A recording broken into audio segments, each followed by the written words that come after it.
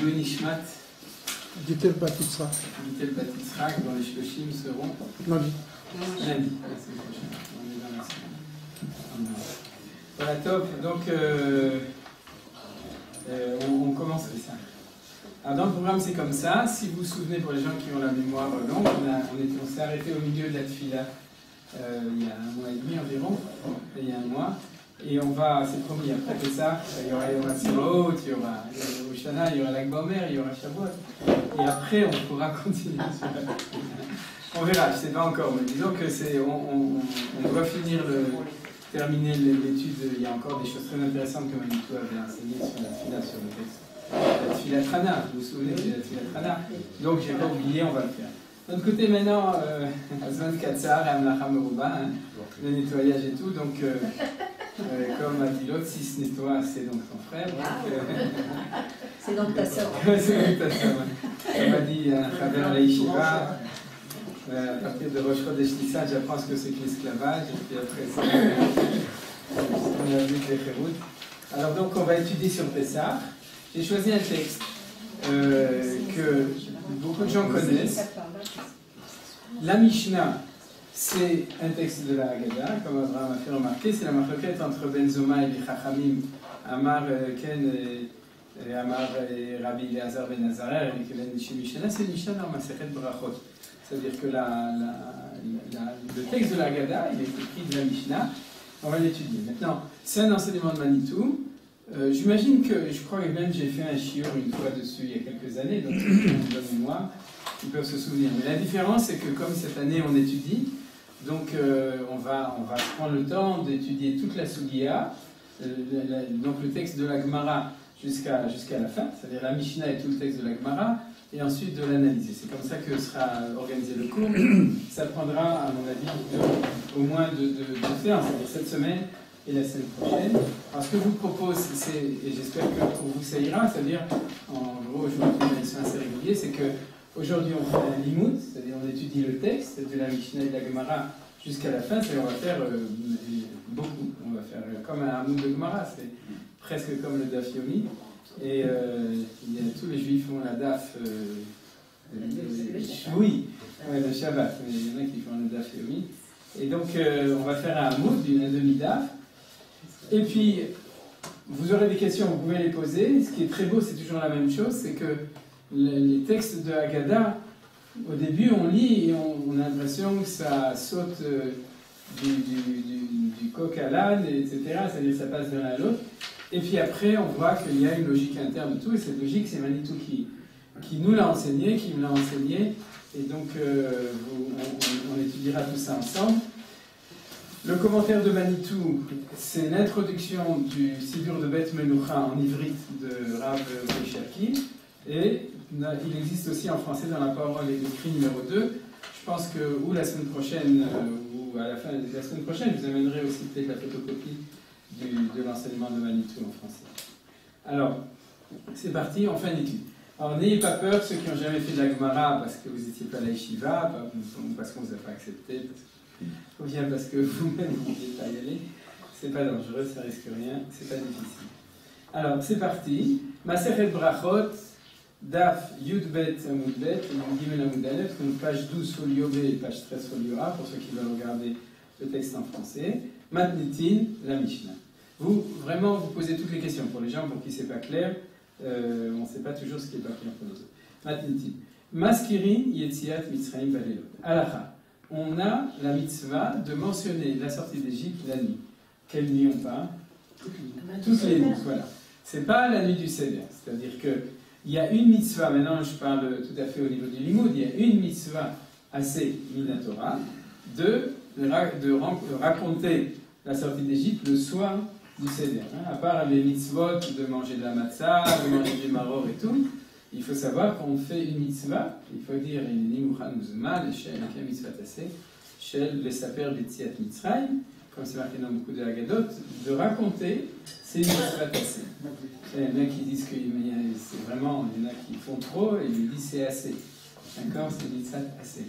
Et donc ça c'est une mitzvah. Il y a une deuxième mitzvah, c'est de mentionner la sortie d'Égypte tous les jours. Quand est-ce qu'on le fait tous les jours? Dans le schéma. Le troisième paragraphe du schéma. Vayomer Hashem, le Matzouazévi, je suis Dieu qui vous est sorti d'Égypte. C'est l'accomplissement de la mitzvah de mentionner. Alors la question c'est, est-ce qu'on doit le faire tous les jours et toutes les nuits, ou que le jour? Alors vous me direz, mais le Shema, on est obligé de le faire le soir aussi. Il faut faire le Shema du matin, le Shema du soir. Oui, mais où c'est marqué qu'il faut faire le soir et le matin dans le Shema? Le Shorvecha ou Mecha. Dans quel passage du Shema c'est marqué? Le premier et le deuxième. Vayem Shamoab. C'est pas marqué dans le troisième. C'est-à-dire dans celui qui parle de la sortie d'Égypte, non. Donc l'opinion qui dit qu'on ne doit pas le faire, qu'on va voir tout de suite, c'est-à-dire, alors il faisait que 2 paragraphes du Shema le soir, ils en faisaient 3 le matin, et le soir il ne disait pas Vayomer Hashem, le troisième, celui avec tzitzit et tout, il ne le disait pas puisqu'il n'y a pas de mitzvah. Donc nous on le dit parce qu'on fait comme c'est marqué dans le titre de la Mishnah, c'est la Halakha Maskirim Etziat Mitzrayim Balelo. Amar Rabbi Elazar ben Azaria. Donc Rabbi Elazar ben Azaria qui était un collègue de qui? Selon la Gada, et de Rabban Gamliel et de Rabbi Akiva, de Rabbi Tarfon. Comment on sait? De la Gada, il était enseigné. Qui a fait quoi? Il était Bnei Brak. Il était à Bnei Brak. Voilà, vous voyez, vous êtes tous Kulanu Hachamim. Kulanu Elivater. Alors oui, en plus. Alors Rabbi Elazar ben Azaria, qui était contemporain de Rabbi Akiva, a dit, en plus que ça, bon, vous connaissez, je suis comme si j'avais 70 ans et je n'ai pas encore eu le mérite d'entendre qu'on doit dire Yetziat Mitzrayim Balelot. C'est-à-dire, c'est pas qu'il ne voulait pas le dire, il voulait bien le dire, mais il n'avait jamais entendu un rav qui avait dit qu'il fallait le dire. En fait, il voulait le dire, mais il n'avait pas eu le zechut de trouver un rav qui pouvait lui dire que c'est marqué dans la Torah, qu'on a une mitzvah de lire. Donc, ou il le disait ou il ne le disait pas, mais même quand il le disait, il disait zut, je le dis, mais en fait, c'est pas obligatoire. Peut-être les autres, c'était pas. Dans son sidour à lui, Ken, il n'y avait pas marqué le troisième passage du Shema dans la tfila de Harvit. Vous comprenez? L'ozachiti. Il cherchait quelqu'un qui pouvait lui dire où c'est marqué dans la Torah. J'étais à Mer, Yetziat Mitzrayim Balelot. Voilà, vous comprenez? C'est-à-dire qu'on mentionne la sortie d'Égypte, Balelot. Alors vous savez pourquoi il dit Ariani que Ben Shemishana? Parce que quel âge il avait? 17 ans. 17 ans. 17 ans, 18. Ok. Alors donc, bien ça fait. Et bon, moi je me souviens 18. Donc il avait 18 ans et il venait de se faire nommer quoi? Avedi Nassi du Sanhedrin à la place de Rabban Gamliel qui s'était fait quoi? Oui, on fait pas de politique ce soir, mais en tout cas, il était le prince, le roi, c'est-à-dire le dirigeant du peuple juif, et il était un peu trop dictatorial, pas comme aujourd'hui, et donc, et contrairement à aujourd'hui où c'est celui qui dirige qui vide les autres, alors à l'époque, le minhag démocratique, c'est qu'il était très démocratique, très fort, c'est-à-dire que le Sanhedrin, c'était l'instance supérieure, c'était la Knesset de l'époque. Et ceux qui dirigeaient le peuple juif, bien qu'il y avait une instance romaine, parce que c'était à l'époque des Romains, c'était après la destruction du temple, mais il y avait une certaine autonomie, le Sanhedrin. C'est ce qu'a demandé Rabbi Yochanan ben Zakkai quand il est sorti du Tani, il avait le Chachamia et Shoshelet Rabban Gamliel et Rofel et Rabbi Tzedok. C'est-à-dire, il a dit, donne-moi la possibilité d'avoir le Sanhedrin et donne-moi aussi d'avoir la possibilité, le droit de maintenir l'autorité du Rosh Sanhedrin du Nassi qui était descendant de David Amelech. Donc, c'est-à-dire, il représentait le pouvoir royal hébraïque en situation de Baït Sheni et ensuite de destruction du temple. C'est-à-dire, Rabban Gamliel, il avait toutes les raisons de penser qu'il fallait diriger le peuple avec autorité, puisque c'était lui le chef, c'était lui le dirigeant, le Nassi. Nassi, c'est comme roi. Vous avez vu dans Parashat Vayikra, Asher Nassi Yeheta, et le Nassi, c'est un autre nom pour dire le Melech, c'est-à-dire celui qui dirige. Quelle est la différence? C'est un tout petit ridouche, je ne sais pas si j'y pensé cette année. Quelle est la différence entre le mot Nassi et Melech? C'est deux noms, deux synonymes de celui qui dirige le pays. Aujourd'hui, on a un Nassi, on n'a pas de Melech, on a un Nassi. Nassi, c'est le chef de la tribu. Nassi, ça vient de Nassé, et Melech, ça veut dire le Holir. C'est-à-dire qu'en fin de compte, le dirigeant, il a deux rôles. Il a le rôle d'élever, il a le rôle de faire avancer. C'est-à-dire il est en même temps leader, celui qui monte le chemin, et en même temps il est menacé. Alors vous comprenez pourquoi, quand il y avait des rois, on les appelait Meller, parce que il faut faire avancer plus, un peu plus haut, un peu moins haut, il faut que tu fasses avancer la machine. Et quand on a fait rentrer la Malchoute dans le Sanhedrin, alors comment on l'appelle? Nassi. Parce que lui c'est un Nassi. C'est-à-dire c'est celui qui est élevé au-dessus, il dirige dans la Torah, dans la Kedusha du Sanhedrin. C'est moins bien, parce qu'il aurait mieux fallu ne pas avoir de Romains et qu'il soit aussi soit Meller. Mais bon, il n'y avait pas le choix, donc c'est pour ça qu'on l'appelait Nassi et pas Meller. Mais c'est la même chose. Alors donc, c'est un petit truc entre parenthèses, et donc il s'est fait vider, Rabban Gamliel, par trop d'autorité, c'est le Sanhedrin, et à ce moment-là, pour le remplacer, on a mis Rabbi Elazar ben Azariah, toute rue, on voulait mettre Rabbi Akiva, on voulait en mettre un autre, et puis, comme il s'appelle, Rabbi Yeshua, et à la fin, on a mis Rabbi Elazar ben Azariah, et après ça, ils ont fait ils ont fait Shulem, ils ont fait la paix, comme on dit, et ils ont fait un système de roulement, c'est-à-dire qu'on ne pouvait plus vider une Malim d'Akodesh Ben Morin, celui qui était nommé, on ne pouvait plus le destituer complètement. Donc il y avait Rabban Gamliel 2 semaines et Rabbi Elazar ben Azariah 1 semaine, 2 et 1 ou 3 et 1, je ne me souviens plus. Quelqu'un se souvient? Non, j'étais très jeune à l'époque. Toi? J'étais trop jeune. Donc en fait, qu'est-ce qui s'est passé? Il avait 18 ans, il avait une barbe noire, des cheveux blonds, non, des cheveux noirs, et il faisait pas sérieux, c'est-à-dire il y avait tout le Sanhedrin avec tous les Ékédim, et lui, c'était la seule barbe noire devant toutes les barbes blanches. Alors d'après le Google, ouais, d'après le Bavli, il avait 18 ans, ouais. D'après les Yerushalmi, 16 ans. C'est pour ça c'est pour ça qu'il a 17 ans, ça c'est le Bar HaKodesh. Elle fait la synthèse entre les deux. Le Ralbag, Rabbi Google. On va ouais. Alors donc il a fait Meod, donc c'était gênant pour lui, à quel jour il a fait un miracle, il lui a poussé 18 rangées de cheveux blancs, et donc il avait l'air d'être Zaken, à rien dit que Ben Shimshana. Alors on pourrait fouiller parce que Shimshana est 70 ans de Sanhedrin, mais en tout cas, il dit en tant que Nassi, il dit Lozacheti Shitamer Yitziad Mitzrayim Balelot, Ad Shederacha Ben Zoma. Jusqu'à ce que Ben Zoma, qui est un des Chachamim du Tanaïm de l'époque, a réussi à trouver la dracha qu'on cherchait. C'est quoi une dracha? C'est quoi? Dracher, c'est quoi? Chercher, oui, je crois que je vais dire qu'il pleut. Quoi? En Belgique, on dit que drache, c'est qu'il pleut. Mais... non, j'ai dit, vous êtes belge. Alors donc, c'est une blague belge. Alors donc, en fait, Hatchet Dracha Ben Zoma, chercher, c'est-à-dire il a l'hydroche exigé, c'est-à-dire qu'il a fouillé la Torah, parce qu'il a trouvé, il a réussi à extraire la source de la mitzvah de lire. Alors comment il a fait? Le Ma'an Tiskor et Yom Setra vers Mitzrayim Koli Mechel. C'est rien un pasouk, il y a plein de psukim dans la Torah qui nous disent qu'il faut se souvenir de la sortie d'Égypte. Alors dans tous les psukim, on en a trouvé un où il y a marqué, on n'a pas noté la référence où c'est dans quel sefer. Le Ma'an Tiskor, afin que tu te souviennes, Yom Setra vers Mitzrayim, le jour de ta sortie de la terre d'Égypte, Koli Mechaïcha, tous les jours de ta vie.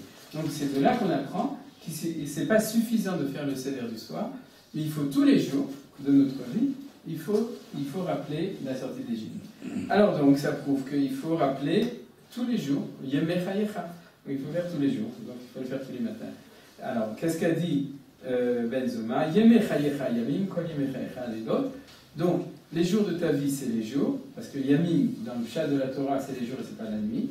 Et Kol Yemei Chayecha, le Kol, ça vient être Kolel. Ça vient inclure quoi? La nuit. Parce que sinon, il y aurait marqué Bime Chayecha. Le man, Yiyu Yeme Chayecha, quelque chose comme ça. C'est-à-dire, comme il y a un col c'est quelque chose qui vient inclure, rajouter quelque chose. Alors, qu'est-ce que ça peut bien rajouter? Si ce n'est non seulement le jour, mais aussi la nuit. Et grâce à Ben Zoma, Rabbi Elazar ben Azariah a pu instituer la halakha qui est marquée dans le titre, dans le Sanhedrin de l'époque, Maskirim Yitziat Mitzrayim Balelot. Va Chachamim Omrim. Seulement, les Chachamim ne sont pas d'accord, et c'est la raison pour laquelle, jusqu'à que Ben Zoma a fait cette dracha, on ne faisait pas Kriyat Shema, on ne faisait pas, dans le chemin, on ne rappelait pas la sortie d'Égypte parce qu'on faisait comme Chachamim. Et qu'est-ce qu'il disait Chachamim? Yemechayecha olamazé, kol yemechayecha, la vie, limot, Mashiach. C'est-à-dire les jours de ta vie, c'est la vie d'ici, kol yemechayecha, ça vient inclure aussi le limot Mashiach. C'est-à-dire même au temps de Messianique aussi, on fera le troisième paragraphe du chemin. Quand? Le jour ou la nuit?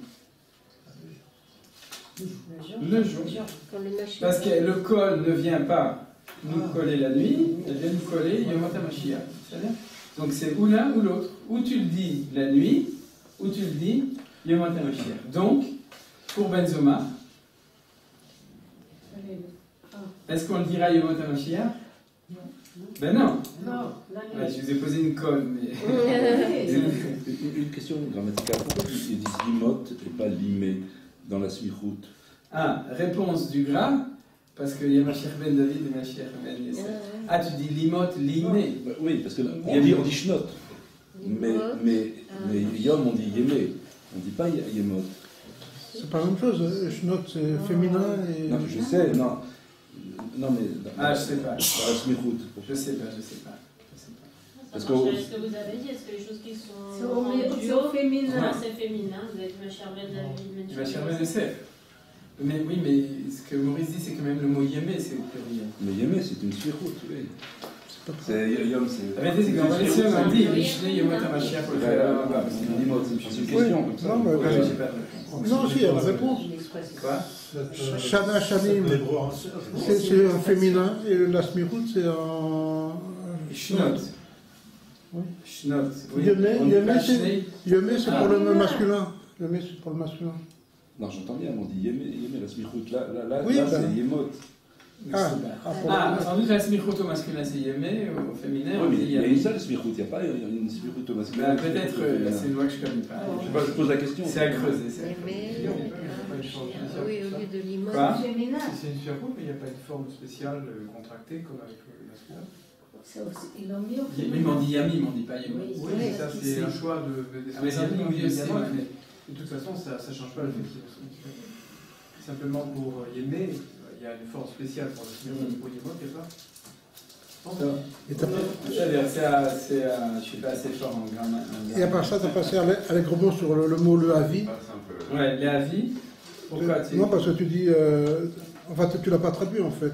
L'avis, traduction, c'est pour inclure. Ah, Ma midrash pour amener.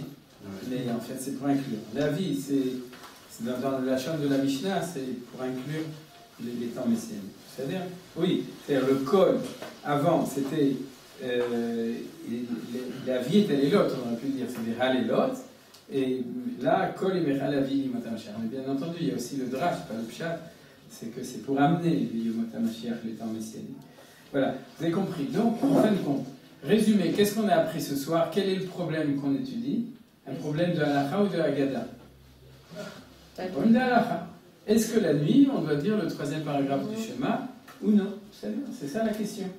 Alors, ce qu'on va voir qui est extraordinaire, c'est ça qui est intéressant, c'est qu'on va voir que contrairement à ce que les gens croient, qu'il y a une séparation entre la halakha et la haggadah, ici on va voir qu'en fin de compte, le problème a l'air d'être un problème, une marloquette sur la lecture du schéma, mais en fait, le fondement de la marloquette, c'est une marloquette tout à fait différente. C'est une marloquette sur une lecture de l'histoire.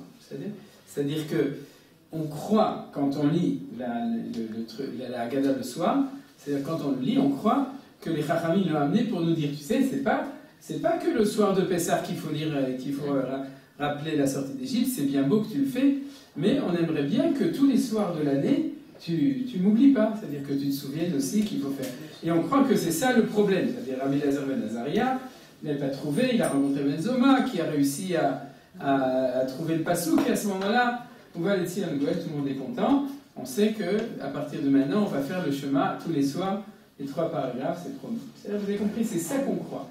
Et quand on va étudier la Gemara, on va se rendre compte que c'est vrai, mais c'est pas ça le problème essentiel. C'est-à-dire, le problème essentiel, c'est un problème. C'est-à-dire que c'est comme si c'est l'arbre, mais les racines de l'arbre, les fondements, c'est des fondements beaucoup plus profonds et beaucoup plus importants qu'une question de savoir est-ce qu'il faut lire tous les soirs le Shema. C'est très important au niveau de la Emouna, du maintien de la Torah, etc. C'est très très important, mais quelque chose de beaucoup plus profond, et c'est ça la surprise. C'est-à-dire que la Gemara ne va pas plus du tout nous parler de cette question, elle va parler d'autre chose. Alors on y va, c'est parti. Gemara, vous voyez c'est marqué Gemara, donc on passe à la Gemara. Tanya. Tanya, ça veut dire que c'est une source de l'époque de la Mishnah, mais qui est extérieure à la Mishnah. C'est une Braïta. Braïta, ça veut dire le mot bara. Bara, c'est en dehors, c'est-à-dire que c'est une source comme la Mishnah, mais qui n'est pas entrée dans le corpus de la Mishnah. Tanya, donc on nous amène une Braïta. Et en fait, cette Braïta, c'est une Braïta tout à fait exceptionnelle. C'est une Braïta qui complète la Mishnah. Des fois, on amène des Braïtot qui viennent être en opposition. Là, non. Souvent, je n'ai pas vérifié dans le texte de la Gemara, souvent c'est une Tosefta, c'est-à-dire ça fait partie d'un corpus qui s'appelle la Tosefta, ce genre de Braïtot, mais en tout cas, c'est l'extension de la Mishnah. Alors, on va voir tout de suite. Amar lehem ben zoma la chachamis. Dans la Mishnah, il n'y a pas de discussion. C'est-à-dire, il y a la Chapsuka en haut, et ensuite, on nous raconte qu'Rabbi Eliezer ben Azariah y cherchait, et qu'il y a une marloquette en zoma chachamim. Là, on nous raconte. Ben zoma a dit au chachamim, v'chimaskiri yetziat Mitzrayim limot hamashiach. D'accord? C'est-à-dire que le problème, c'est pas le problème de la nuit, c'est le problème de Yom HaMashiach. C'est pour ça que c'est important de comprendre que, c'était ce que je vous ai dit sur la colle, c'est que est-ce que dans la colle tu mets Mashiach et pas nuit, ou nuit et pas Mashiach? Donc est-ce que le problème c'est la nuit, ou est-ce que le problème c'est Mashiach? Vous avez compris?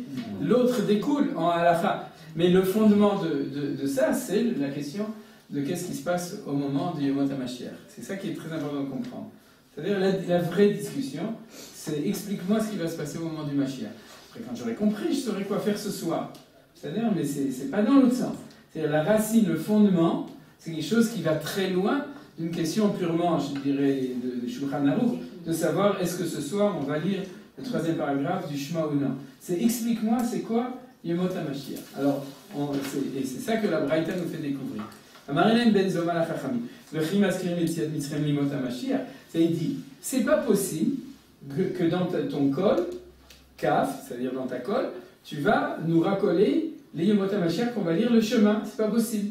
Donc le col, il est libre pour mettre quelque chose dedans. Tu peux pas mettre Yemot HaMashiach, il n'y a pas le choix, c'est la nuit. Vous avez compris? C'est-à-dire c'est la Brerat Mechadal, comme on dit en hébreu, c'est-à-dire il faut bien mettre quelque chose dedans, on ne peut pas mettre Yemot HaMashiach parce que c'est pas pensable, donc on va mettre la nuit.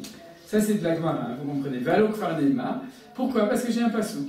Ine yamim baim deum Hashem, velo yomru od, chai Adonai asher aela et ben Israël mer Mitzrayim, kim chai Adonai asher aela vasher evi et zera bet Israël, me eret safona ou mikol ha'aratzot asher idartim sham. Pour ceux qui ont passé le gilet traduit, voici, et il est marqué dans la prophétie, désolé, mais dans la... On doit cette édition de Maseret Brachot à Rav Dan Be'eri, donc on le remercie. On peut le trouver dans Google, dans Internet, mais c'est ponctué et tout, donc, mais il n'y a pas les références. Les psukim, voici quoi? C'est Yeshayahu, Ine Yamim Ba'i, voici des jours qui vont venir, parole de Dieu, et on ne dira plus, on ne dira plus, Chai Hashem, vivant soit Hashem, qui a fait monter les enfants d'Israël de la terre d'Égypte. Mais qu'est-ce qu'on dira? Donc on dira plus ça, on va dire autre chose. Qu'est-ce qu'on dira? Vivant soit Hashem qui vous a fait monter et qui a fait monter, qui a amené la descendance de la maison d'Israël, de la terre du pays du Nord et de tous les pays où je les ai idartim. Repoussés. D'accord? Je vous ai exilés, repoussés, etc. Donc, le texte il est très clair dans Yeshayahu. On ne dira plus Chai Hashem qui vous a fait monter. Donc, c'est plus la peine de faire Kriyat Shema de Bichlal, ni le jour ni la nuit, c'est plus la peine de se souvenir à la sortie d'Égypte, parce que si déjà, on dira le Ma'at Tizkeru, c'est-à-dire souvenez-vous que vous êtes sortis, que Hashem nous a sortis, pas que Hashem il nous a fait sortir, nous a fait monter, nous a rassemblés du pays du Nord et de tous les pays où on était exilés. Voilà. Alors donc, les Chachamim nous ont dit, puisque c'est comme ça, alors quand le Mashiach va venir, on ne fera plus le 3e paragraphe du Shema. Voilà. À la place, on fera autre chose. Quoi? C'est Benzoma qui dit ça. Non, c'est les Chachamim. Non, c'est Benzoma qui parle. Ah non, t'as raison, pardon, excuse-moi, t'as raison. C'est moi qui dis. Non, c'est Benzoma qui dit ça. Donc Benzoma, il dit du coup, comme je ne peux pas mettre le col sur Yemot HaMashiach, En Brera, je le mets sur la nuit. Vous comprenez pourquoi aussi Rabbi Elazar ben Azaria, c'était sérieux, il dit l'Ozachiti. C'est-à-dire, c'est pas qu'il ne connaissait pas les psukim ou qu'il n'avait pas trouvé de pasuk. C'est que c'était pas si clair que c'était facile de pouvoir casser. Amroulo, donc lui répond les Chachamim, Lo shete aker etzel Mitzrayim koma, el shete shibud malchuyot lika, vetziat Mitzrayim tafel. Alors, les Chachamim, ils ont entendu. Pour tous ceux qui, vous l'avez entendu de Manitou, vous connaissez, mais c'est pas grave, on étudie ça comme il faut pour ceux qui sont plus Manitou. Alors, c'est pas. Les Chachamim, ils ont dit, mais on est d'accord, c'est évident, c'est marqué dans Yeshayahu. Qu'est-ce qui est marqué dans Yeshayahu? Que l'événement de la Géoula, derrière Géoula, va mettre en parenthèse la sortie d'Égypte, bien entendu. Mais est-ce que ça veut dire qu'on ne va plus du tout en parler ou que ce sera annexe? Ce sera moins important. Si on va en parler, mais que c'est moins important, alors on continuera à faire le 3e paragraphe du Shema, Mot HaMashiach. On rajoutera un 4e paragraphe du Shema. D'accord? On lira le 1er paragraphe de la déclaration d'indépendance. En bref, on fera quelque chose. Non, plutôt quelque chose. On trouvera quelque chose. Et alors donc, l'eau j'étais à Keritziel Mitzrayim. C'est pas que la sortie d'Égypte va être l'accord, c'est déraciné de son endroit. Mais on aura le Shibud Malchuyot comme événement essentiel, c'est-à-dire la souveraineté des royaumes, et la sortie d'Égypte, Tafel. Secondaire, ouais.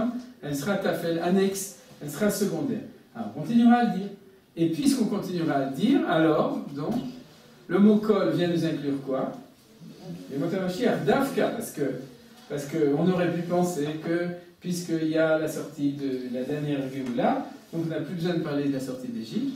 Alors, pour savoir qu'il faut quand même, alors la Torah nous a dit kol, et du coup, la nuit, on dit combien de paragraphes? 2, il a fait moi. Combien d'années à l'Yeshiva? Vous avez suivi ou non? Oui. Oui, tout le monde a suivi? Non. Ah, top. C'est comme c'est ou ça.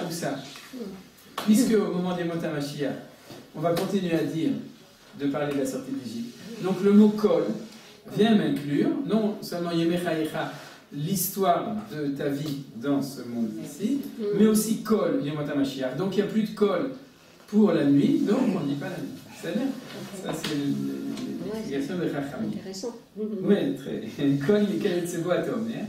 Et de même, tu dis, Loïkar Eshimchod Yaakov Kim Israël Yeshemecha. Ton nom s'appellera plus encore Yaakov, mais il s'appellera Israël. Donc, c'est quoi le Kayot Sebo? Parce qu'on a continué à prier. Ça, c'est la suite, ouais, d'accord. C'est secondaire. Ah, d'accord, exactement. Mais il y a la même forme de passou qui a marqué Velo Yomru Od. Vous voyez, dans le passou de Yeshayahu, les temps vont arriver, on dira plus ça, mais on dira ça. Oui, en fait, parce qu'on l'appelle encore Yaakov, bien que... Voilà, exactement. D'accord, exactement. C'est-à-dire que de même, c'est pas parce qu'il y a le mot Israël qui est plus important, que le mot Yaakov disparaît. Et donc, c'est pas parce qu'il y a la Géoula des temps messianiques que la Géoula d'Égypte va disparaître. Vous voyez? C'est-à-dire qu'elle amène un passou qui a le mot Od, et qui prouve malgré tout que l'événement précédent ne disparaît pas, il devient annexe, mais il ne disparaît pas. Vous avez compris la preuve? Lo-Od. C'est l'expression Lo-Od. Pas seulement Od. J'ai pas compris. C'est Lo-Od qui apparaît dans les deux. Et le qui aussi. Ah oui, le Ah, il y a aussi marqué Kim. Ah oui, il y a fait mieux. À ce moment-là, on va Ouais, d'accord. Il y a fait. Donc c'est vraiment la même structure de Passouk. Il y a le Od Ki'im. Enfin, on dira plus ça, mais ça. Et ça ne veut pas dire qu'on ne le dira plus du tout, mais qu'on le dira de manière secondaire. C'est pas complètement effacé. Alors c'est ce que dit la Gemara. Lo sheyaker Yaakov limkomo. Et d'ailleurs c'est le même mot Yaker, c'est-à-dire c'est pas que Yaakov va être déraciné de Mekomo. Vous voyez qu'il y a un parallèle tout à fait dans l'expression. Et là Israël Ika, Yaakov Tafel. C'est-à-dire que Israël c'est l'essentiel. Et quand tu vois un Israël et tu lui demandes comment tu t'appelles, alors il dit Yaakov. Voilà, Tafel. C'est marqué Tafel ici. Pourtant, on disait que la sortie de Our Kasdim avait été effacée, Ouais, qu'on ne ça, c'est rappellerait parce que tu dis Ah oui, déjà sur les Oui, c'est vrai. hein. C'est-à-dire, ça c'est Manitou, on dirait. Ça va? D'accord. Mais la sortie d'Okazim, c'est Abraham, c'est pas Yaakov. Non, d'accord. Ouais. C'est sorti de l'exil. Ouais. C'est la Ça, première on va voir, justement, c'est qu'on va voir. Ça, vous avez compris. Jusqu'à tout est clair, même pour ceux qui ne sont pas talmudistes. Chevronnés. Ouais, certifiés. Vechen Omer, et ainsi dit, Al tiskeru rishonot, vekadmoniot, al titbonu. Donc on amène un verset, si mes souvenirs sont bons, c'est de Michelet. C'est-à-dire, vous connaissez Michelet. Il y a une place à Paris, une place Michelet. Donc, Al tiskeru rishonot, vekadmoniot, al titbonu. Ne vous souvenez plus de rishonot, de ce qui était avant, vekadmoniot, et les trucs anciens, al titbonu, ne regardez pas tellement. C'est une preuve pour qui ce passage? Pour Benzoma. C'est-à-dire qu'on n'amène pas une preuve. Le passouk de Yaakov, c'était une preuve pour les Chachamim. Mais là, c'est genre laisse tomber, il n'y a plus ce qui était avant, ce qui est ancien, laisse tomber. Non, je pense qu'au contraire, elle dit, bien qu'on nous dise ne rappelez plus ce qui est ancien, c'est encore... Non, il a dit t'as fait, il n'a pas dit de ne pas rappeler, il a dit t'as fait. Oui, mais justement. Mais là, c'est la... Il a dit il ne faut pas rappeler du tout. Pourquoi? Non, il faut pas rappeler aussi. Alors, on va continuer, on va voir que c'est encore plus. Oui, mais on peut le rappeler, c'est comme pour Yaakov. Altiskeru Rishonot, Zeshibud Malkouyot. C'est clair que c'est Benzoma qui parle, il y a fait une Oui, tout à fait. Vekadmoniot Altit Bonenu, Zoït. Oui, c'est ça. C'est-à-dire que là, il y a marqué. Ah, Vechenu Omer. Non, c'est Chachamim si c'est Vechenu Omer. Oui, Vechenu Omer, normalement c'est Chachamim. Donc c'est un peu compliqué. On va le voir, il y a un bug, il y a un problème, et on verra l'explication la semaine prochaine. Ce qu'il faut, c'est que vous vous souveniez, vous pouvez garder les feuilles, noter qu'il y a un point d'interrogation, point d'exclamation, chose qui est un petit peu bizarre. Altiskeru Rishonim Zeshibud Malkouyot, donc ne vous souvenez plus de ce qu'il y avait avant. C'est Shibud Malkouyot, mais Kadmoniot Altit Bonenu, Zeytiad Mitzrayim. Donc le pshat, c'est que quand il y aura Shibud Malkouyot, c'est-à-dire la fin des temps, le moment où il y a Mashiach, ou la fin de l'esclavage, dans tous les royaumes, à ce moment-là, nous oubliez Yetziat Mitzrayim. C'est vrai, si c'est Benzoma, on peut dire qu'il a dit que, en fait, ne vous souvenez pas, mais souvenez quand même. Mais disons que ça pose quand même un petit peu un problème. C'est Benzoma, ça va dans le sens de Benzoma. Oui, d'accord. Mais alors, c'est ça le problème, parce qu'il y a marqué Vechenu Omer. Où c'est Benzoma? Ah, Vechenu Omer, bien fait. Donc c'est comme ça que tu expliques. Parce que Kayetse Boata Omer, c'est comme Chachami. Il y a Benzoma qui parle, Chachami qui parle. Et ensuite, Vechenu Omer, il a fait. Très bien, donc tu as tout résolu. Vechenu Omer, c'est que la Gemara, sans crier gare, elle nous dit maintenant, c'est ainsi que lui, Benzoma disait, avant qu'on l'oubliera complètement. C'est-à-dire, Inini Ose Chadasha Atat Itzma. Parce que la fin de ce passage, donc c'est pas sûr que c'est dans Mishneh, je crois sans doute que non. Donc, nous oubliez ce qui est avant, parce que Inini Ose Chadasha Atat Itzma, parce que je fais quelque chose de nouveau. Ata, maintenant, Titzmar qui va pousser. Ça nous rappelle quoi? Titzmar Mashiach. Etzemar David Abdecha, Vera Tatzmiach. D'ailleurs, ça vient de là. C'est-à-dire que c'est quelque chose de nouveau, un chidouche qui va sortir maintenant. Tzemar, c'est Tzemar Michal dans les nouveaux. Tzemar David. Tzemar David Abdecha. Donc, Ata Titzmar, c'est le Mashiach. Alors, on a compris. Tani Rav Yosef, maintenant Rav Yosef il nous dit, c'est quoi ça? Zom il Gog Magog. C'est-à-dire que, c'est quoi cette Khadasha? On essaie de nous identifier quel est ce nouveau qui va apparaître au moment de la Géoula. C'est la guerre de Gog et Magog. Quoi? Bon, alors d'où il sort? C'est une bonne question, tu as posé une bonne question. Et sans doute qu'il sort de la volonté, dans ce passouk, de nous expliquer qu'est-ce que c'est Khadasha. Quelque chose qui est tellement nouveau qui va arriver, c'est la guerre de Gog et Magog. On aurait pu dire la construction du temple, on aurait pu dire la résurrection des morts, on aurait pu dire le rassemblement des exilés, et on nous dit c'est Gog et Magog. Ça vous va ou ça vous va pas? On attend la suite. Quoi? On attend la suite. C'est quoi la suite? L'explication? Oui. On est peut-être dedans. Hein. On est dans cette guerre. On ne comprend pas pourquoi il amène Gog et Magog. Mais enfin, on ne comprend pas. Vous pouvez mettre encore un petit point d'interrogation. Parce que la fin, pourquoi ils amènent Gog et Magog? Ça, c'est un peu démagogie. La fin? Parce que, a priori, comme ça, pourrait penser immédiatement en fait que l'Eretz Israël, elle va fleurir, voilà. D'accord, le bien Mashiach, c'est Mar David. Pourquoi on nous dit Gog ou Magog? Je dis plus que ça. Dans le pasouk que Benzoma a amené, d'accord, on parle de quoi? On parle de Gog ou Magog? Non. On parle de quoi?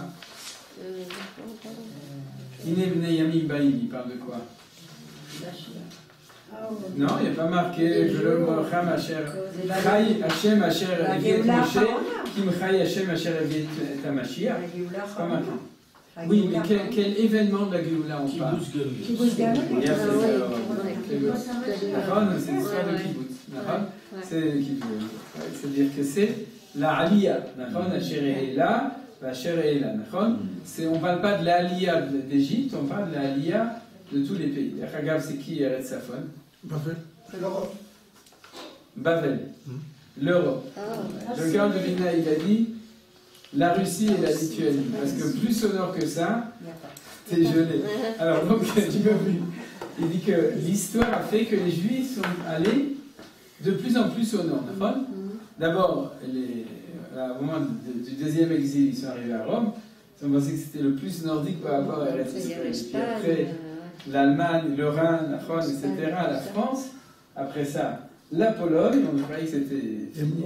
Après la Russie, Minsk, Pinsk, c'est-à-dire et Montréal, il faut faire venir. Montréal, aussi, c'est sa faute. Et pourquoi le P là est écrit en grand Tzfona? Ah non, il écrit normalement, c'est l'imprimeur. Ah, l'imprimeur. C'est tout. Je vais vous dire pourquoi. En Ktav Sofer, les psukim, je les ai mis en Ktav Sofer. La halakha, c'est qu'il faut qu'il y ait un bête à l'intérieur du P. C'est un pense-bête. Un bête à l'intérieur du P. Et alors, si vous regardez en blanc, à l'intérieur du P, il y a un bête. Vous voyez? Dans un P, de Sofrout. Oui, c'est vrai. Dans un Sefer Torah, c'est comme ça qu'on écrit. Alors, c'est tellement compliqué que le P, il est toujours plus grand que le P. Quel est le rapport entre le bête et le P, selon les Arabes? C'est la même chose. Ils ne prononcent pas. La même chose. Oui, ils ne savent pas le prononcer. Voilà. Donc, c'est le pense-bête. Palestine. Quoi? La Palestine. La Palestine. Vous savez ce que c'est Nablus? Naplouse. Naplouse. Et donc, on continue. Machal le Mahad Avardoni. Alors la Gemara, elle dit, on a remarqué qu'il y a quand même une petite question, c'est est-ce que la Yomot HaMashiach, alors dans la Mishnah on parle Yomot HaMashiach de manière indéfinie, d'accord, de manière générale, globale. Le pasuk de Ishayahu, il nous parle de la Aliyah, et tout d'un coup il y a quelqu'un, Rav Yosef, qui dit non, c'est Milchemet Gog ou Magog. Alors il va falloir un petit peu faire de l'ordre dans tout ça, parce que c'est clair que Milchemet Gog ou Magog, c'est pas la Aliyah, c'est quelque chose d'autre, ça correspond à un autre stade de la Géoula. Machal le Mahad Avardome. Donc, pour compliquer la chose, la Gemara dit on va te donner un machal. Un machal, c'est une allégorie. Une allégorie, voilà. Alors, allégorie. Alors, les Adam, Shaya Me'alech Baderech, ou Pagabozev. Il était une fois quelqu'un qui allait dans le chemin et il a rencontré un loup. Il s'appelait Pierre. Voilà, le petit chaperon rouge. Il était dans la forêt, tout seul, et puis il y a le loup, et Venitsol Mimeno, et à la fin est venu le bûcheron, il a ouvert le ventre du loup, et il a sorti la grand-mère, c'était la grand-mère ou c'était les deux? Oui, et la grand-mère et le petit chaperon, c'est l'histoire de l'homme. Quoi? Je crois pas qu'il a mangé le chaperon rouge. C'est moi la grand-mère. Il a mangé que la grand-mère. Ah, que la grand-mère. Je crois que Je crois pas qu'il y avait la place. On a inversé tous. Ouais. Comme disait Maurice, c'est des histoires de grand-mère. Aujourd'hui, on raconte même plus qu'il a avalé. Ah oui, ça c'est assez on n'ose pas raconter aux enfants. Et donc, Paga Bozeh, Venitsol Mimeno, Baruch Hashem Yenes, et il était sauvé de l'ours. Donc, chaque fois, une fois par an, il était assis à la table du Seder et racontait l'histoire du loup. Il disait Alléluia, il chantait le Hallel. Voilà. Ayam Saper Volech Maaseser. J'ai inventé. Paga Bohari. Ensuite, il a rencontré Harry Potter. Non, le Harry, c'est un lion. C'est un lion qui l'a attaqué. Il continue à se promener dans la savane. Alors, c'était dans la forêt. Maintenant, il est dans la savane. Et il y a un lion qui l'a attaqué. Et puis, il a été Nitzol Mimeno, il a été sauvé du lion. Vayam Safer Voler, Maaseari. Et du coup, qu'est-ce qu'il racontait chaque fois le soir du Seder? La dernière histoire. La dernière histoire, l'épisode du Hari. Donc, qu'est-ce qu'on veut nous expliquer comme ça? L'histoire efface l'autre. Voilà, c'est plutôt Benzoman. C'est l'explication. C'est-à-dire, tu vois, il a oublié le Zév, parce que maintenant, le Hari, qu'est-ce qui est plus dangereux? Le Hari, d'accord, beaucoup plus que le loup. Donc, il disait, il raconte l'histoire du Hari. Pagabo Nachash. Et puis il a continué après la savane, il est passé au désert. D'accord, il continuait. Et puis il a rencontré un Nachash, un serpent, Venitzol Mimeno, et il était sauvé du serpent. Alors qu'est-ce qu'il racontait? Ouais, des histoires de sornettes. D'accord, parce que c'était un serpent à sonnette. Mais c'est pas parce que c'était plus dangereux, c'était parce que c'était le plus récent. Oui, oui, t'as raison, t'as raison. Selon le pshat, c'est que tu racontes. Mais c'est possible, c'est à étudier. Je ne sais pas si un serpent c'est plus dangereux qu'un lion. Un lion. C'est logique, puisqu'on est dans les heures. Ouais, d'accord.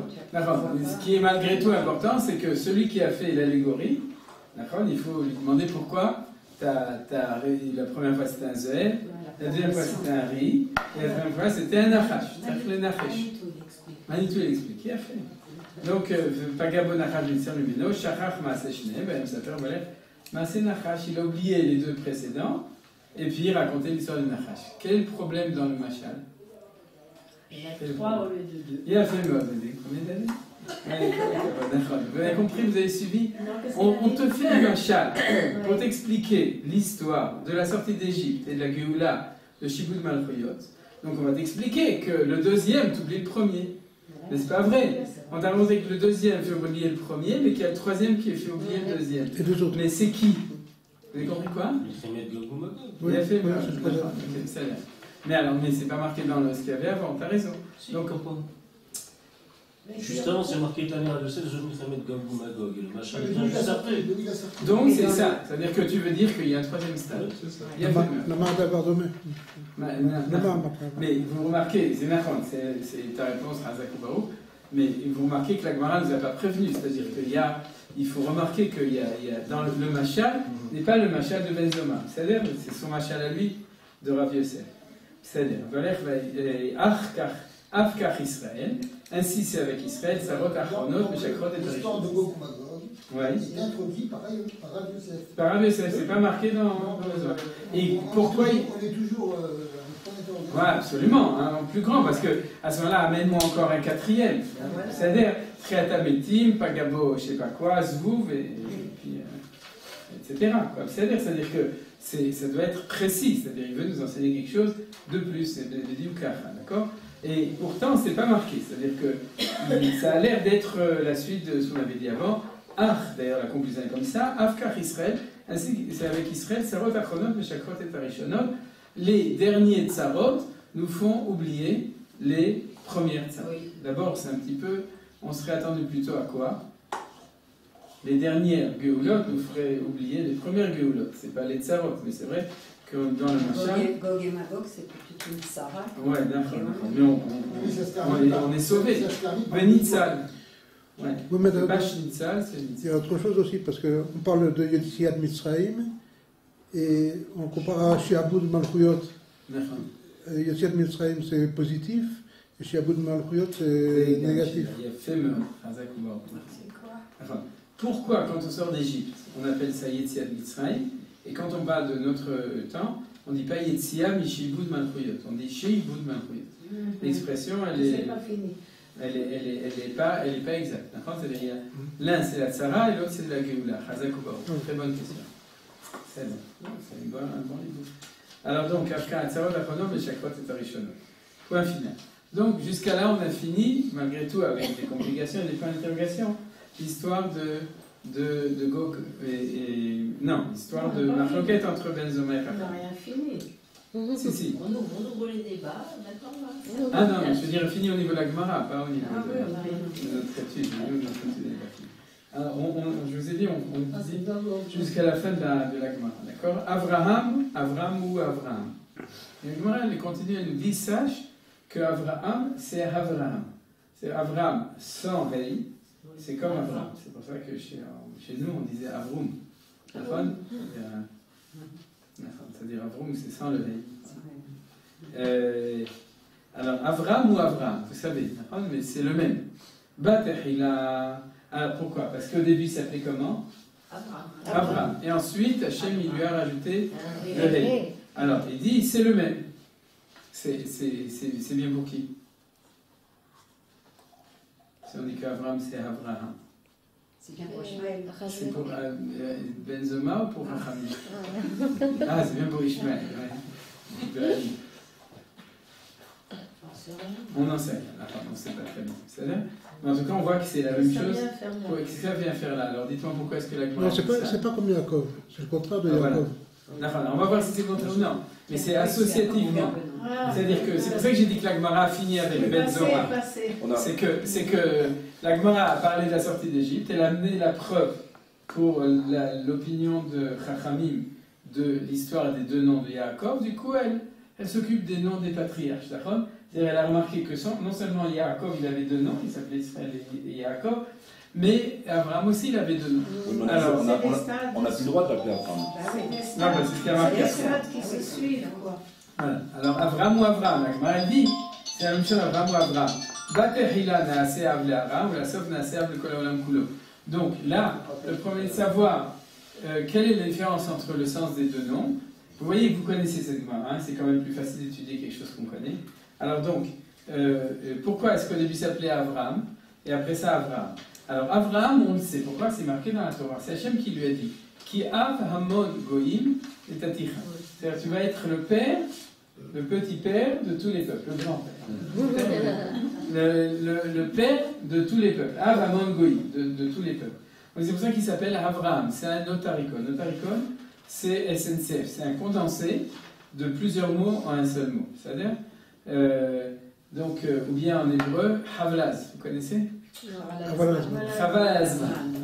Il faut avoir des jeunes de 15 ans pour comprendre. Ouais. Alors Abraham, c'est un condensé de Av, Hamon, Goïm. Alors Avram, c'est quoi? Av, Aram. Vous avez compris? Ça, c'est pas marqué dans la Torah. C'est marqué qu'il s'appelait Abraham. C'est pas marqué pourquoi il s'appelait Abraham. Le pshat, c'est qu'il s'appelait Abraham parce que son père, Terah, ouais, il était taré et il est donc il a appelé Abraham. Vous savez, c'était des noms familiales. Non, la Gemara dit qu'en fait, il s'appelait Abraham parce qu'au début, il était Av. Toujours Av, ça veut dire l'esprit, le responsable, l'idée de quoi? De Aram, puisque il venait d'Aram. Donc c'est pour ça qu'il a galéré, parce qu'il devait ramener Abraham. Et donc, il y a marqué, donc, Bitrila Naasa Av Aram. Au début, quand il a fait tchouva et qu'il a reconnu Hachem, il est devenu le Rav, le père de Aram, c'est-à-dire de toute l'Aramie. Velevasof, mais à la fin, quand il a fait son alliance en Israël, Naase, il est devenu Av, le Kol Haolam Kulo. C'est pour ça que Hachem, il lui a rajouté Sarai, Isara, ah ben voilà. Il y en a aussi une autre qu'on avait oubliée qui a fait un Shinui Shem. Et au début elle s'appelait Sarah et ensuite elle s'est appelée Sarah. Ah, est-ce que dans la Torah c'est marqué pourquoi? Elle s'appelait Sarah, non. Pourquoi elle s'appelait Sarai? Non. Alors, là, du coup c'est Chachamim qui explique. Batrila. Ah oui, d'accord. Parce que quoi? Il fallait le Hey d'Abraham et le Yud de Sarah pour que le Shem Hashem soit dedans. Oui, mais alors, elle devrait rester Sarai. Oui. Or, elle est devenue Sarah. Donc c'est des rails. Au lieu de Sarai. Non, mais c'est quand même vrai. C'est quand même vrai parce qu'on dit que c'est ce Yud qui est découpé en deux, mais il est quand même là. Ou bien c'est Yoshua qui l'a pris et tout. Et donc il est toujours. Il ne s'est pas perdu, ça. Mais c'est vrai qu'il y a des. Alors donc. Pourquoi on parle de ça dans la Haggadah? Pourquoi on parle. De la Haggadah de Pessah ou dans de Pessah. Ah, pourquoi on parle de tout ça? C'est ça qu'on va dire. Non, juste. Abraham était. Le père était araméen et tout ça, on le rappelle. Nahon. Et pour. Ouais. Alors justement, dans l'explication. on va tout relier ensemble. Oui. Disons que dans la Haggadah elle-même, on va voir qu'en fait, notre Gemara, elle explique la Machloket entre Ben Zoma et Chachamim au niveau de Yemot HaMashiach, etc. Mais on voit qu'elle passe, comme je vous ai dit, du coq à l'âne, elle passe d'un sujet à un autre sujet, etc. La Haggadah, le Midrash, ça a l'air d'être associatif. On a dû parler de Yaakov pour donner un autre exemple, pour aider les Chachamim, et puis du coup, on va, pendant premier, on va faire de la... Parce qu'Abraham aussi, il a fait sa sortie d'Europe. Voilà. C'est la première sortie d'Égypte. C'est assez magnifique. Parce qu'on ne peut pas dire Sarah, on leur a tiré le Yud, c'est 10. On a mis 2 fois 5, on a Si, c'est comme ça qu'on dit. C'est comme ça qu'on dit. On a coupé. d'accord. Mais c'est pas dit, contrairement à Abraham, c'est pas dit explicitement dans la Torah. Ouais, d'accord. Oui, mais c'est ce que aussi. Il y a beaucoup de. Quoi? Le découpage du Yud, c'est appliqué là-bas. Ouais, c'est un Remez, d'accord. Alors donc, mais on va voir qu'il y a une identification entre les idées de toute cette Gemara et les idées qui sont développées dans la Haggadah, absolument. C'est-à-dire, alors donc, Sarai c'est Sarah, Batriana Asei, Sarai Leumata. Au début, elle était princesse de sa nation, c'était de nouveau Aram, c'est la même chose. Oui, parce que si on le lisait sans ponctuation, on dirait Sari, et pas Sarah. Okay. Et alors donc, Sari, c'est le Sarah Sheli. D'accord? D'accord, vous avez ça, comme dirait Bibi. Sari, c'est Sarah Sheli. Donc, au début, elle était Sarah de quelqu'un. Donc, c'était pour sa nation. C'est qui la nation? Aram. C'est-à-dire qu'elle et Abraham, c'était la même chose. Ils étaient princes, elle était princesse et lui était père, donc c'est la même chose. Père de la nation, princesse de la nation. C'est-à-dire c'est eux qui étaient ceux qui donnaient l'identité spirituelle de cette nation. Ils ont réussi, et je traduis, ils ont réussi le jour où ils ont découvert Akadosh Baruch Hu, c'est-à-dire ils ont réussi à diffuser l'idée de Hachem dans leur pays. Ouais, ils ont ouvert un Beit Chabad et ça a marché. On n'aurait pas dû dire Sarati. Si, on aurait pu dire.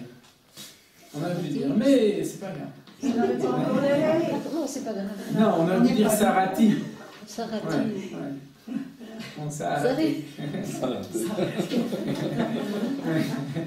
Non, on aurait pu dire le maximum à la trash parce que de toute façon, en général, si, mais disons qu'il y a différentes formules.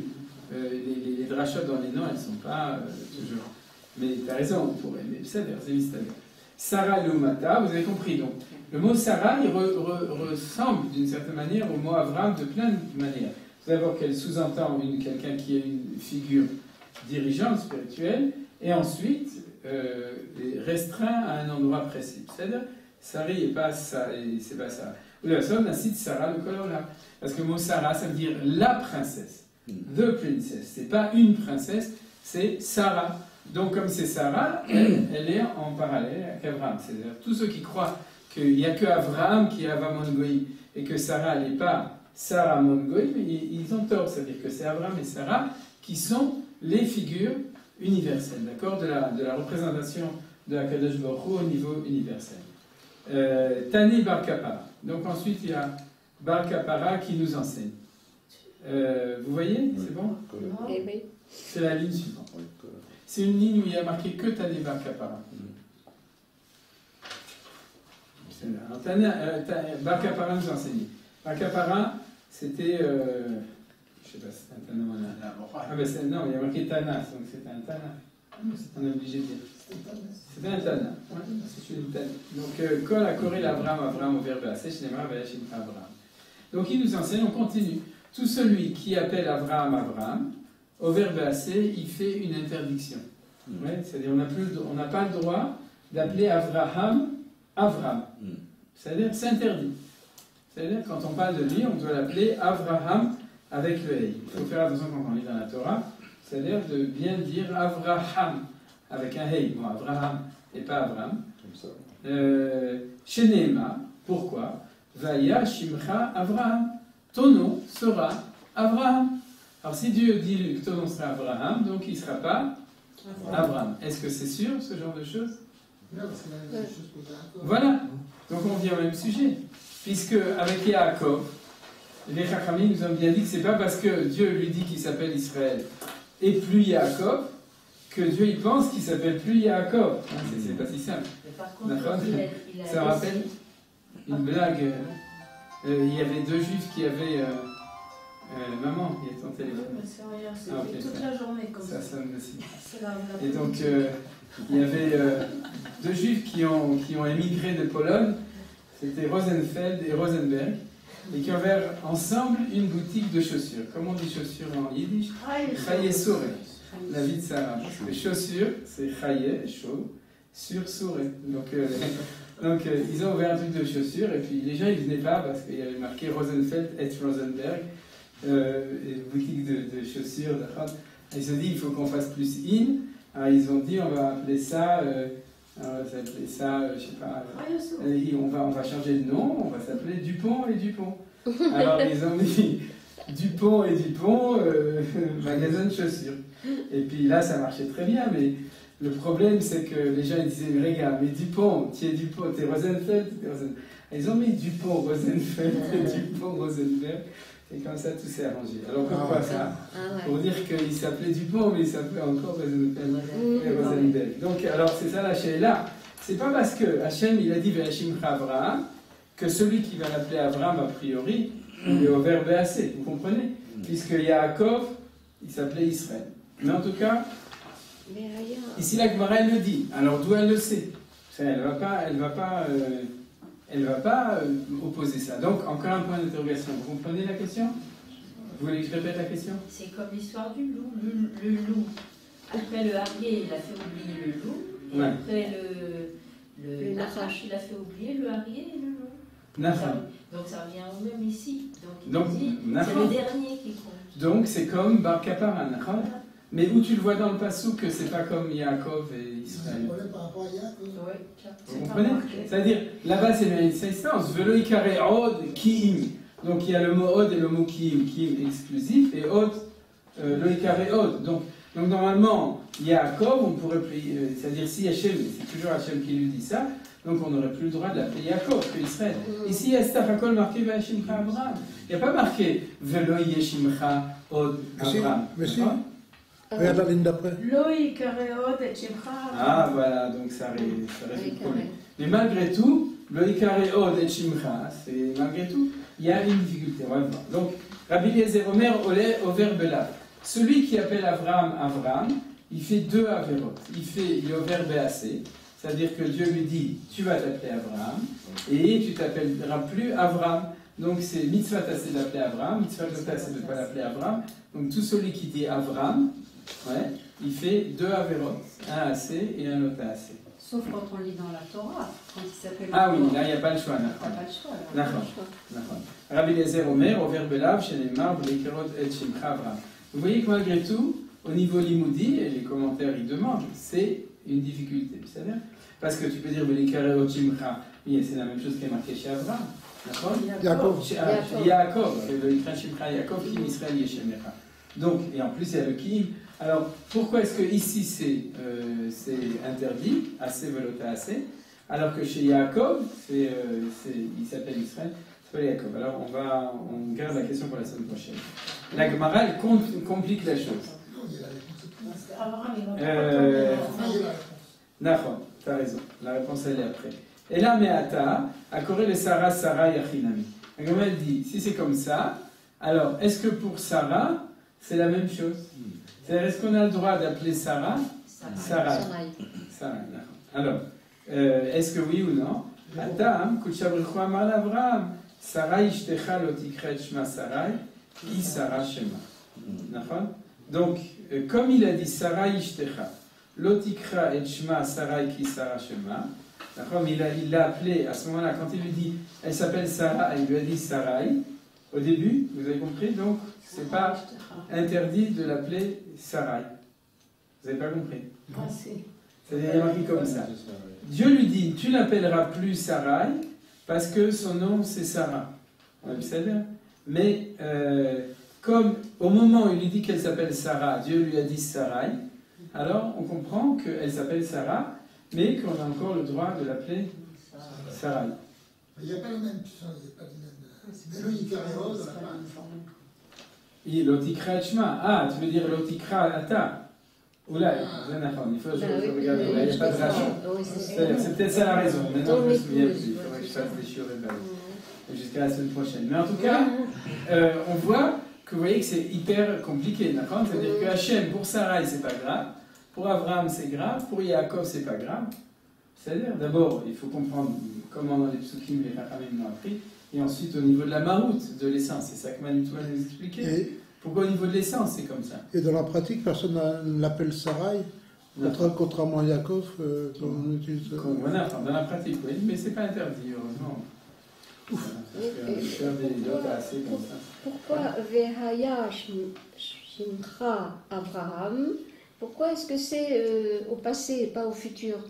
Non, Vaya, c'est un futur. Veillé. C'est le passé inversé. Le verbe qui est devant, il change de passé en futur. Haya, c'était parce qu'avec le Vaya, vav. ce C'est un sera. verbe inversé. C'est comme Vayomer. Merci. Spécialité. J'ai compris. D'accord. C'est-à-dire, Ela Meata, comme a dit Abraham. Ela Meata, Korel Yaakov, Yaakov Achinami. Alors, c'est comme ça. Alors, peut-être que Yaakov, celui qu'il appelle Yaakov Achinami, il transgresse une interdiction à assez, l'audace, etc. Shaniatam, non, là-bas c'est différent. C'est-à-dire, Deada, regarde sur Sarai, je préciserai la semaine prochaine, parce que comme je n'ai pas ici Rachid, je vais être sûr que je ne dis pas des bêtises. C'est-à-dire, c'est que la notion de la Gemara, c'est qu'on a le droit de l'appeler Sarai encore après, et pas qu'on n'a pas le droit et qu'on l'apprend. Mais je vérifierai jusqu'à la semaine prochaine. Achinami, Shaniatam, la Gemara dit là-bas c'est différent. Chez Yaakov, c'est différent. C'est-à-dire que bien que Dieu lui a dit, il a fait une dérogation. D'Adar Adrekra. Parce qu'après, le Pasukra lui-même a ramené le nom de Yaakov. C'est-à-dire, Akadosh Baruch Hu, il dit maintenant tu t'appelles plus Yaakov. Va au Misrad Apni. Efface Jules, Marc, Yitzhak, Nachon. C'est plus Maurice, c'est Moshe, Nachon. Excuse-moi, mais c'est. D'accord, voilà. L'autre chose, c'est que c'est pas Akadosh Baruch Hu qui parle la première fois. C'est marqué le Ikare Shimcha Odia. C'est l'ange avec qui il se bat. On va dire pourquoi. Mais après, t'as raison, ça devrait être le pasouk qui est au moment de Bethel, qui est après. Kim Israël Dishemecha, ce pasouk-là, c'est l'ange qui le dit. T'as raison, c'est pas que le Baruch. Oui, disons que. Tu as raison. Mais un malach, par exemple, quand le malach, c'est quand même Dieu. Oui, mais le maître et l'esclave qui s'est connecté. Mais disons que tu as raison. Non, ce qu'il y a. Oui, bien sûr. Là où tu as un peu raison, c'est qu'après Bethel, Imsenem, Sham, Idaberiman, c'est-à-dire que quand Yaakov est arrivé à Bethel, Hachem lui a répété qu'il s'appellerait Israël et pas Yaakov. Alors on peut demander pourquoi est-ce que la Gemara n'amène pas le passouk de Hachem ou le passouk du malach. C'est-à-dire ce qu'ils t'ont répondu les gens que le malach c'est quand même Ratzon Hachem. C'est vrai, mais malgré tout ta question est toujours pertinente. Donc celle-là j'ai pas pensé, donc la seule chose. Encore un point d'interrogation. Le malach c'est Hachem, c'est pas. Oui, mais malgré tout, souvent les Chachamim, les Mefarshim, ils demandent pourquoi tu as choisi ce passouk et pas ce passouk. C'est Hachem lui-même qui l'a dit, même Rachid qui amène à la Nevoa, qui dit ça, etc. Alors donc, la Gemara dit Adam, Adarekra, c'est-à-dire le pasouk, mais le pasouk c'est Hachem, lui-même, d'ailleurs, ça c'est un vrai pasouk où Hachem s'adresse à lui, et où il l'appelle Yaakov. Et ils ont trouvé un pasouk génial, d'Afkala, le choix est extraordinaire, parce que Vayomer Elohim le Israël Bemarot Alayla, Vayomer Yaakov, Yaakov. Et Hachem, ouais, en plus, il appelle, il dit Israël, Israël. Enfin, il appelle Israël. Oui, qu'est-ce qu'il y a? Yaakov. Donc, c'est un pasouk. Le début du pasouk, c'est Israël à la fin. Donc, vous voyez, c'est clair qu'après le mot Israël, il peut y avoir Yaakov. Alors, le choix du pasouk est très pertinent, mais on va voir qu'il est encore plus pertinent que ce qu'on croit. Donc, Elohim appelle Israël de Marot Alayla. Marot Alayla, c'est quoi? Le galout. Voilà, mais c'était pas en galout. C'était à Beersheba. C'était à Beersheba. Avant de descendre. Voilà, avant de descendre en galout, quand il se prépare à descendre en Égypte. À ce moment-là, la dernière station avant la frontière, c'est la dernière prophétie, c'était à Beersheba, et à ce moment-là, Hachem se présente à lui de Marot Alayla, deux sens, d'abord parce qu'il lève la nuit, et ensuite dans les visions de la nuit, donc préparation à la galoute, et il lui dit Yaakov, Yaakov. Ouais, Anochi Redimcha, Anochi Alcha Gamalo. C'est-à-dire, je vais descendre avec toi et je remonterai avec toi. Et Yosef, Yashit Yado Alenecha, Yosef te protégera. Alors donc, si on va continuer, après on va faire la conclusion. Métiv Rabbi Yossi bar Rabbi. Donc Rabbi Yossi, fils de Abin, pose une question. Métiv s'est posé une objection. Veitema Rabbi Yossi bar Zivda.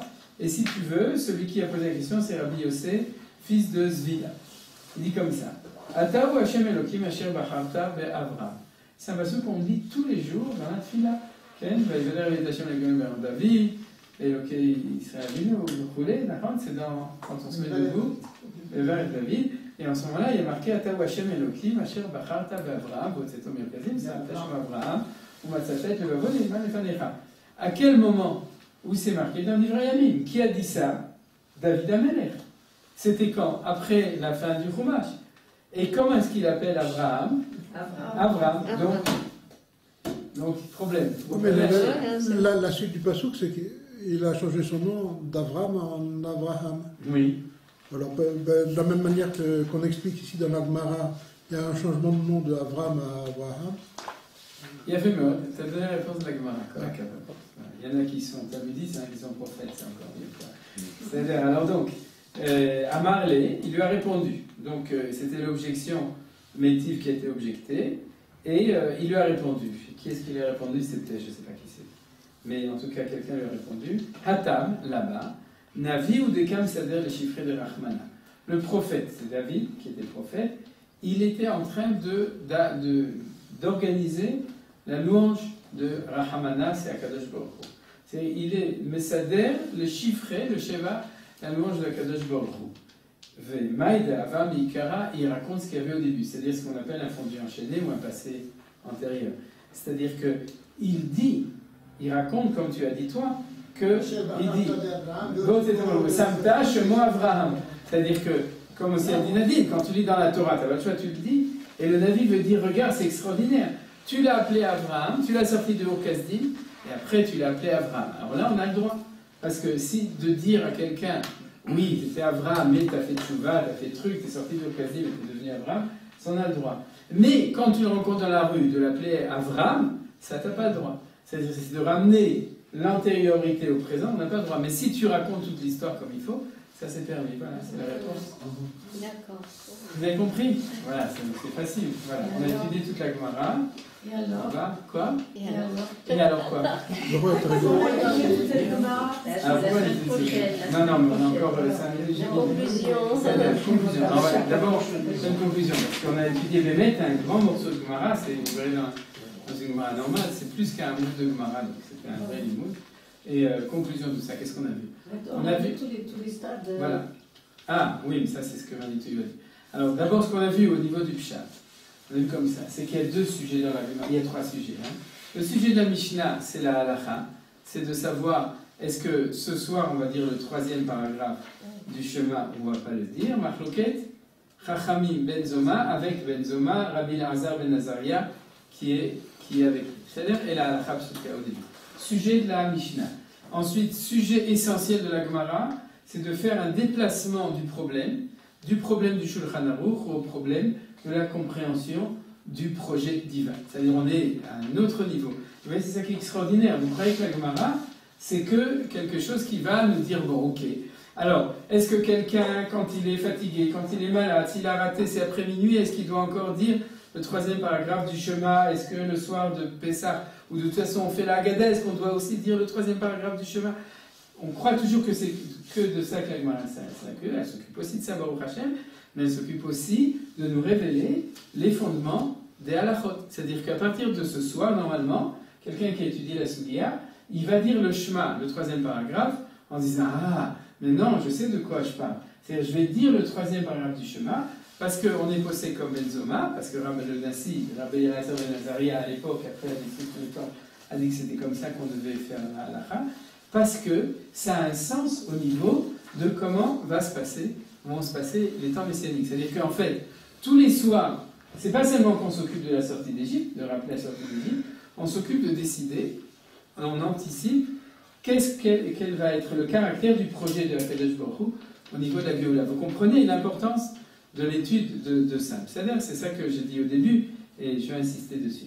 Et ensuite, on voit qu'il y a, et c'est là qu'on verra l'enseignement de Manitou, on voit quelque chose de très bizarre, c'est que, à partir du moment où on a le problème de la relation, en fait, du relatif de la sortie d'Égypte par rapport à la Géoula Achona, d'accord? C'est-à-dire que pour les Chachamim, il y a un absolu, non, au contraire, pour Benzoma, il y a un absolu de la Géoula Achona, et pour les Chachamim, c'est encore relatif par rapport à la sortie d'Égypte. Il y a une discussion de la relation entre la première Géoula et la dernière Géoula. La Gemara, elle a amené un autre exemple, c'est celui d'Yaakov avec Israël, et du coup, elle nous fait une étude sur tous les changements de nom des Avot qu'il y a eu, c'est-à-dire Yaakov, Abraham et ça. Alors, a priori, quand on étudie normalement ça, c'est quand on n'étudie pas avec Manitou, on dit que c'est une étude purement associative. C'est d'accord, puisqu'on a cité que Yaakov, il s'appelle Israël, et les Hagab, c'est pas le problème a priori de la sortie d'Égypte par rapport au Yemot HaMashiach. C'est pas qu'on reçoit un nouveau nom. Là-bas, c'est un nouvel événement, d'accord? C'est juste la formule du pasuk Od Ki'im, que tu avais fait remarquer, c'est-à-dire le Od et le Ki'im, d'accord? Lo Od Ki'im, qui ressemblent dans les deux, qui nous fait qu'on a parlé des noms, du coup on va parler des noms. C'est comme ça en général qu'on étudie la Gemara. Alors le grand chidouche qu'on va voir de Manitou, c'est de dire que c'est pas du tout comme ça. C'est que la Gemara, quand elle passe d'un sujet à un autre sujet de manière associative, elle s'occupe toujours du même sujet. C'est-à-dire que, alors, comment est-ce qu'on va dire ça? D'abord, le fondement de tout c'est quoi? C'est que c'est des questions d'identité. C'est-à-dire, le nom, c'est l'identité. C'est-à-dire, d'ailleurs, la preuve, c'est que c'est sur la carte d'identité. C'est-à-dire, quand tu t'appelles comme ça ou quand tu t'appelles comme ça, c'est pas le nom que tu as, c'est qui tu es. La preuve, c'est que la Gemara, d'ailleurs, elle en a profité pour le faire. Elle dit Abraham, Avraham, Avraham, Olam Kulo, Sarah et Sarah, elle nous donne une identité. Donc, elle nous relie ça avec les problèmes d'histoire. Ça, c'est le problème qu'on va voir. C'est-à-dire que les questions de relation entre la sortie d'Égypte et la sortie de Shibud Malchuyot, c'est des questions de savoir quelle identité on a eu à ce moment-là et quelle identité on a au moment de Shibud Malchuyot. Et c'est là où on peut relier toutes les notions qui sont là. C'est-à-dire jusqu'à là, tout est clair. Voilà. Ça, c'est le chidouche de. Comment on dit de quoi Israël est-il le nom? Quoi? Il y a une expression de quoi Israël est-il le nom? Il n'y a pas une expression comme ça? De quoi Israël? Est-il le nom? Pour parler de. En fait, c'est pas le nom, c'est l'identité. Nahon, exactement. Alors ça prouve que. Et bien, regarde, est-ce que la Gemara a expliqué l'identité Israël, l'identité Yaakov? Non, elle a expliqué Abraham, elle a expliqué Sarah et Sarah, elle n'a pas expliqué. Bon, vous direz c'est pas difficile, pourquoi? Yaakov, c'est marqué Israël aussi. Oui, c'est marqué dans la Torah. Yaakov, c'est parce que. Pourquoi? Il tenait le talon. Au Presbach, c'est parce qu'il tenait le talon. Ça, quoi? Oui, c'est ça. Il tenait le talon, d'accord? Et Israël, qui s'arrêtait à Elohim et Onashim, Vatucha. Donc c'est sans doute la raison pour laquelle elle n'a pas dit. Pour Avram, elle avait dit Avram Gomer, elle n'avait pas expliqué que c'était Avram. Donc elle explique, et pour Sarah Bichla, on n'avait pas expliqué. Donc on a un ordre, on a un seder clali des choses. Parce que dire Manitou, c'est encore plus loin, je rajoute encore un point, c'est Maaseh Avot Siman Labani. C'est que notre problème, c'est d'identifier l'identité sortie d'Égypte, Galut Mitzrayim sortie d'Égypte, Galut Shibud Malchuyot, et sortie de Shibud Malchuyot. C'est-à-dire, qu'est-ce que ça va rajouter au niveau de l'identité, de plus, de différent, etc. Et si on étudie Yaakov, Israël, Abraham, Sarah et Sarah, alors ça va nous aider à comprendre ça aussi. C'est-à-dire, ça c'est la démarche de Manitou. C'est pour ça qu'elle ne cite pas Yehoshua. Quoi? Pourquoi la Gemara ne parle pas du changement de nom de Yehoshua? Oui, il a raison. Yehoshua Binu en Yehoshua. Parce que, en fait, ce serait la même chose Il a mis un que Sarah ou que Abraham. Mais ça n'a pas un impact sur l'identité, c'est pour ça. L'identité du clal. Non, mais ça veut dire que Yehoshua, ce sera en fait le même sujet, c'est pour ça qu'on l'a pas cité. D'accord, t'as raison, parce que c'est le prat, alors que là, c'est le clal. Alors que les avots, ils sont avots. Voilà. Bien que, ce qu'on a dit, c'est que Rachid nous dit que c'est le Yud de Sarah qui est passé chez Yehoshua, et puis bien entendu, c'est qu'il y a les trois premières lettres du nom de Dieu, du coup. Yud, Kevav, Shua. D'accord? Il s'avère, donc il a un nom qui est spécial. qui est-ce qui a un nom qui ressemble aussi? Yosef. Parce que dans Théorim, il s'appelle Yehosef. Le misement qu'on dit. Quoi? Oui, il y en a plein. Mais dans le cas d'Israël et Yaakov, c'est un changement radical de nom. Dans les autres cas, Abraham, on part du premier, on ajoute, on enlève, on change un petit peu. Ouais. Tu demandes, oui, pourquoi est-ce que ce changement il est complètement différent? On va voir ça un peu par la Israël dit Yaakov, alors que là c'est Sarah et Sarah, et Abraham.